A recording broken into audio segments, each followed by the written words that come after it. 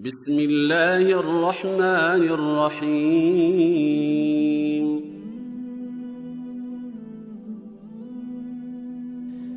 Hermanos y hermanas, cuando Abdullah, el padre de su profeta Muhammad sallallahu alaihi wasallam, iba a procrear a nuestro profeta Muhammad sallallahu alaihi wasallam, pasó por el lado de una casa de una señora bella que lo llamó a la perversión. Llamó a Abdullah a la perversión por lo que vio en su jabín, en su frente, de una luz que aparecía sobre la frente de Abdullah. Esta luz claramente es la prueba que la profecía iba a bajar de los descendientes de Abdullah ibn Abdul Muttalib min Bani Hashim. Lo llamó y le dijo: si quieres, te regalo mi cuerpo, te regalo el placer prohibido. Pero Abdullah, a pesar de estar en la época de la Jahiliya y que no había reglas y leyes que prohibían estos asuntos, sino las reglas de la moral, de este se trata hoy, inshallah, la moral. Rechazó a Abdullah a esta mujer bella y joven y se fue con su esposa para dar en este día, el mismo día, en el mismo instante.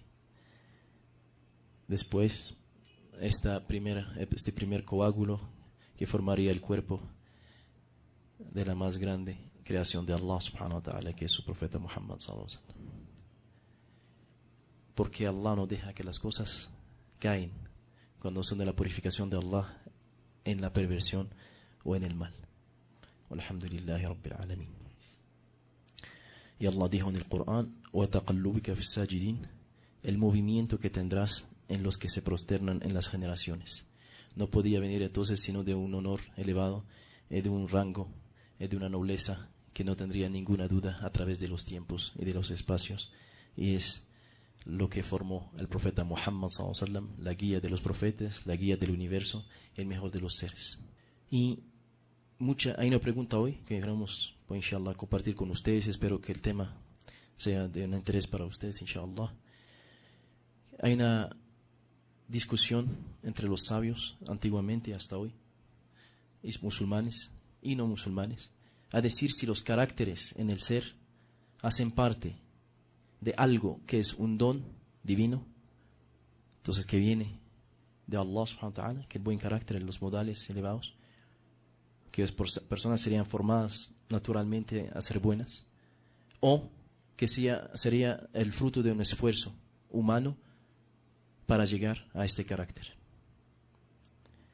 Y el profeta Muhammad sallallahu alaihi wasallam dijo en hadith peligroso: escogen para sus hijos. ¿Escogen qué? La pareja que van a tener. Porque la sangre, dice el profeta, la vena esconde cosas. La vena esconde cosas. Y en la medicina actual encontraron que los genes ciertamente influyen sobre la forma, los caracteres de las personas, y que son cosas también heredadas. Es el profeta Muhammad sallallahu alaihi wasallam que nos los enseña antes que la medicina sea de una necesidad para que la gente entienda lo que se necesita para entender la vida, porque la revelación está encima de la ciencia, la profecía está encima de cualquier científico. Entonces el más sabio de las cosas es Muhammad sallallahu alaihi wasallam, no es ningún médico, pero nos sirve para demostrar que las cosas también tienen verdad científica si no las entendemos a través de la revelación. Entonces, ¿cuál es la respuesta? La respuesta es los dos. Hay dones, hay cosas que son donaciones de Allah, subhanahu wa ta'ala, son dones de Allah, y hay cosas que son del esfuerzo del ser. Hay que unir los dos. Esa es la respuesta real. Entonces, no es solamente un don o solamente el esfuerzo, sino los dos. Tienes un don de caracteres de Allah y tienes también, hermano o hermana, tienes también el esfuerzo tuyo que te va a dar cambios en tu carácter. Y hermanos, claramente hoy estamos en un poco de dificultades por las personas que no tienen la costumbre de leer. La tragedia es que la gente no lee. En la tradición del profeta Muhammad sallallahu alaihi wasallam, la comunidad de lee no lee. Entonces claramente hay dificultades a veces por entender algunos conceptos, pero es necesario entender. Allah, cuando Ibrahim a.s. le pidió a Allah: oh Allah, envía de entre ellos, de entre el pueblo, de ellos, mis hijos, el hijo de Ismael, Muhammad sallallahu alaihi wasallam, un mensajero. ¿Qué va a hacer? ¿Cuál es el plan? De cualquier tradición hay un plan. ¿Cuál es el plan de la tradición del profeta Muhammad sallallahu alaihi wasallam para la humanidad? Dice Ibrahim alayhi salam, en su conocimiento, alayhi salam, levanta las manos y dice: oh Allah, envía de entre ellos un mensajero que les enseña tus versos, la revelación entonces, y que les enseña el libro y la sabiduría y que los purifique. Ese es el dua y la súplica de Ibrahim alayhi salam. Pero Allah, cuando va a aceptar el dua, está en el Corán el verso también que responde. Dice Allah en el Corán: enviará entre ellos quien les lee los versos, va a leer para ellos los versos, y después directamente dice: y los purifique, y después les enseña el libro y la sabiduría. Ibrahim a.s. en su dua dejó la purificación al final. Allah en la respuesta puso, después de la revelación directamente, la purificación de las almas de los seres. Esta purificación de las almas es una ciencia que está en el Islam, pero no una ciencia de palabras, sino una ciencia de actos. Ahí está la problemática de nosotros hoy. Hablamos mucho, poco hacemos. Hay esta gente que pasan el tiempo leyendo sobre la purificación y son los más dados a la mentira, a la falta de sinceridad, a la falta de compromiso, a la falta de la ayuda. Pero leen libros de purificación del último grado. Se están mintiendo a sí mismos, es un engaño del diablo. Los que están en este estado, pues que trabajen más que actúen, más que hablen. Eso es también la enseñanza, inshallah. Entonces, hermanos, la grandeza del profeta Muhammad sallallahu alaihi wasallam y de cualquier hombre o mujer que cree o que quiere ser grande, no por ostentación o orgullo, sino por la realidad de la vida, para llegar a Allah subhanahu wa ta'ala de las mejores formas posibles, tiene que mirar en los que están alrededor suyo. El milagro del profeta Muhammad sallallahu alaihi wasallam, el primer milagro, en actos, no en revelaciones y lo que saben que es el Corán y que es el Isra wal Mi'raj, sino en actos, es el cambio que ocurrió con su influencia sobre los compañeros del profeta sallallahu alaihi wasallam. Porque es lo que da la grandeza a un ser, es su entorno. ¿Quieres saber si eres una persona que Allah ama y que Allah le demuestra respeto y amor? Mira quién está alrededor tuyo. Si los que están alrededor tuyo son gente que se purifican o que cambian en sus formas de entender las cosas día tras día, se esfuerzan, estás en el bien. Si las que están en tu entorno no tienen esta visión, eres una persona, cual que sea lo que puedes avanzar en este mundo, miserable. ¿Y cuántos miserables creen que son grandes en este mundo? ¿Cuál es la balanza de la verdad de la grandeza en nuestra fe? ¿Cuál es? ¿La cuenta bancaria? ¿La vestimenta? ¿La talla de tu cuerpo? ¿La belleza de tu cuerpo? ¿La grandeza de tu imperio de propiedades? ¿Cuál es el balance de la grandeza en nuestra tradición? El taqwa o el iman. La fe y el temor que tienes con Allah subhanahu wa ta'ala es lo que hace de ti una persona grande o pequeña. No hay otras balances. Todo el resto, todo el mundo puede competir en este. Él lo puede tener de cualquier forma. Pero la fe y el taqwa, no todo el mundo lo puede tener. Porque hace parte de la verdad de los seres. No de lo que está en las herramientas, en las cosas que Allah da a los seres en este mundo. Sí. Pero la gente que está compitiendo hoy no está compitiendo ni en el imán ni en el taqwa. Está compitiendo en todo lo que no sirve. ¿Sí? Es nuestro tiempo, alhamdulillah rabbil alamin. Y hermanos y hermanas, recordamos aquí a Umar ibn al-Khattab radhiyallahu anhu. ¿Qué era Umar ibn al-Khattab antes de la revelación y antes de aceptar la revelación? Era un hombre muy duro e injusto. Hacía con sus propias manos unos ídolos con pasta de dátiles, y después se los comía y decía: mi Señor, mi Dios está en mi vientre. Y se reía, ¿sí? La ignorancia de la jahiliya, de los momentos en que la persona no tiene conciencia de cuál es su estado. Pegaba, no respondía por palabras, sino respondía por violencia a la gente. La violencia es lo que manejaba. Iba, de hecho, a matar a su hermana el día que escuchó que había aceptado el Islam, y la pegó en su casa. Omar. Y muchas otras historias antes de su fe. Y después, cuando Omar aceptó la fe, ¿cuáles son los relatos que tenemos de su vida? Que lloraba de noche pidiendo a Allah el perdón por una mula si tendría que atropellarse en Irak, él estando en Medina porque era el califa de los musulmanes. Lloraba de noche para que Allah ayudaba, también salía de noche para ayudar a los pobres, se disfrazaba y ayudaba como califa a los pobres en los barrios pobres de la nación. Y Omar, cuando una mujer, siendo sobre el mimbar del estado del califato, Omar ibn Khattab radhiallahu anhu ardah, venía una mujer antigua y le decía: te equivocaste, Omar. ¿Qué decía Omar cuando era califa? Una mujer tiene razón, Omar se equivoca, ¿sí? Sobre un caso que había dicho en público. Se había ido todo el orgullo y toda la altivez de Omar ibn Khattab, pero ¿qué es lo que influyó sobre su vida? La enseñanza de esta religión y la enseñanza del profeta Muhammad sallallahu alaihi wasallam, cuando la tomó en serio. Pero ¿saben cuál es la diferencia entre nosotros y los sahaba? Me perdona esta pregunta en falta de respeto a los sahaba. Sí, estoy faltando el respeto a los sahaba diciendo la comparación, pero ¿saben cuál es la diferencia entre ellos y nosotros? La respuesta es sencilla. Tomaban esta fe en serio. No era un hobby ni un asunto que pasaba después en sus vidas, de su familia, de su comida, de su trabajo, de su sueño, de su bienestar, de sus celulares, de sus carros, de sus jardines, de sus fincas, de sus perros, de sus gatos, de la comida de sus perros y sus gatos, sino el Islam pasaba antes de todo esto. ¿Sí?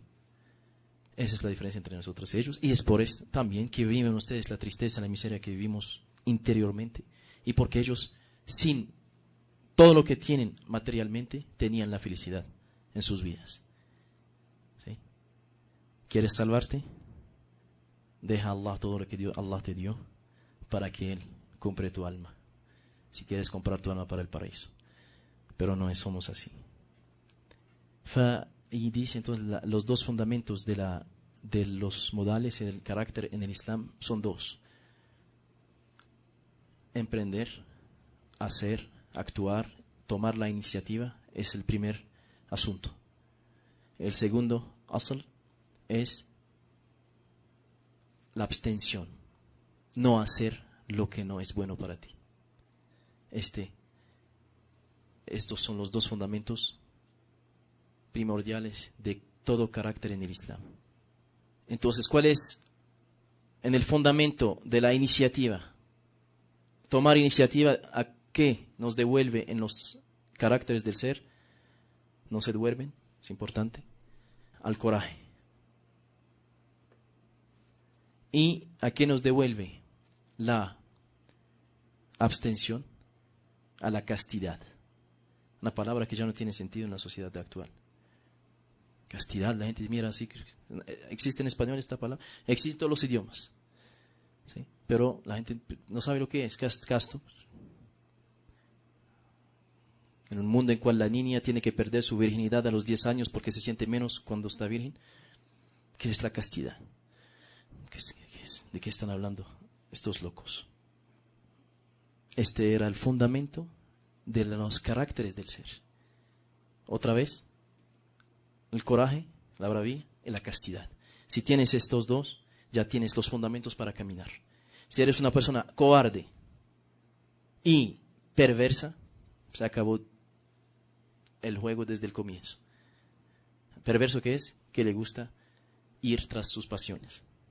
Si eres la persona que va fácilmente atrás de sus pasiones, una persona que no tiene el coraje para hacer las cosas bien, del bien, ya aquí se cerró la puerta de los caracteres para ti.